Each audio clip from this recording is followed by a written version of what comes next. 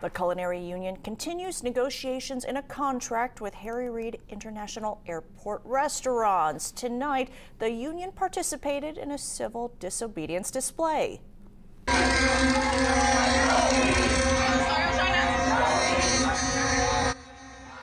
This was the scene tonight on Tropicana and University Parkway. Union members demanding a new contract with disadvantaged business enterprises at the airport. There are 21 outlets inside with over 400 union members. The union says it wants a new contract. It wants better benefits and raises that have not been given in 3 to 4 years.